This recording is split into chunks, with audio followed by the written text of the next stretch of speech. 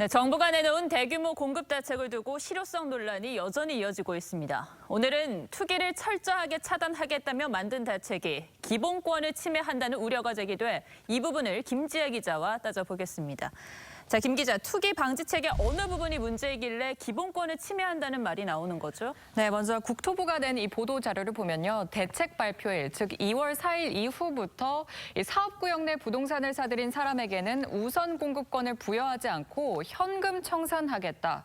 이렇게 적혀 있습니다. 당시 부동산 가격을 평가해서 현금을 주고 입주권을 주지 않겠다는 겁니다. 네. 이 규정은 정부, 그러니까 LH와 SH가 조합이나 주민들로부터 토지를 직접 넘겨받아서 사업을 추진하는 이 직접 정비 사업에만 적용이 됩니다. 이 조합이 사업을 추진하면서 공공의 도움을 받는 공공 재건축이나 재개발에는 해당을 하지 않습니다. 예. 하지만 문제는 이 사업구역이 어디냐 이건데요. 네네. 국토부는 서울에만 32만 호를 짓겠다면서 기존의 재개발, 이 재건축 추진 지역, 그리고 역세권, 준공업 지역, 저층 노후 지역 등을 후보지로 염두에 두고 있습니다. 200곳이 넘는 지역들이 후보 대상에 오를 수도 있는 건데 정부는 투기를 막기 위한 불가피한 조치였다고 강조하고 있습니다. 사업 후보지에 부동산을 매입한 사람에게는 신축 주택과 상가의 분양권을 부여하지 않겠습니다. 지분 쪼개기 등 우회 수단은 철저히 차단하고 네, 투기를 사전에 방지하겠다 이 취지는 잘 알겠습니다만 구체적인 사업구역이 정해지지도 않았는데 후보지를 일단 다 묶어보겠다라는 거는 과도한 규제가 될 수도 있겠네요. 네, 맞습니다. 그래서 시장에서도 이거 과도한 이 재산권 침해다 이런 반응들이 나오고 있습니다.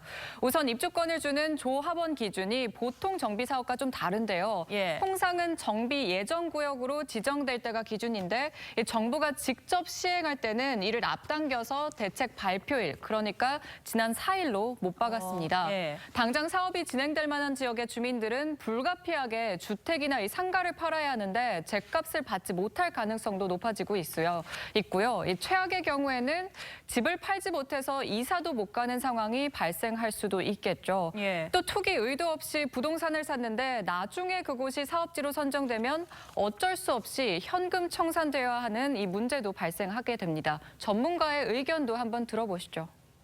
사업지를 정확히 확정되지 않은 상태에서 입주권을 주지 않는다면 이거는 소급입법의 문제가 발생할 수 있어요. 계약자의 원칙을 또 위반할 수도 있거든요. 주민들의 참여도 떨어질 수 있고 반발이 있을 가능성은 높습니다. 네, 저희는 뭐 이런 경우 저런 경우를 미리 따져보는 것이고 중요한 건 시장이 어떻게 반응할까일 텐데 반응이 어떻습니까? 네, 아직 사실 대책이 발표된 지 얼마 안 되어서 시장은 그야말로 좀 혼란 상태입니다. 예. 자칫 잘못하면 입주권도 받지 못한 채로 현금 청산이 될 수 있기 때문에 거래 절벽 가능성도 제기가 되고 있고요. 이 투기를 막겠다고 실거래까지 막는 규제를 내놨다 이런 평가도 나옵니다. 일부 부동산에서는 예기치 않은 현금 청산을 피하기 위해서 벌써부터 이렇게 계약서 날짜를 바꿔라 하면서 귀띔하는 곳도 있어서 불법 거래를 양산할 수도 있다는 우려가 또 커지고 있습니다. 네, 투기를 막으려다가 불법 거래가 성행하는 그런 악순환이 생기면 안 될 텐데 네. 꼼꼼한 정비가 필요해 보입니다. 잘 들었습니다. 네.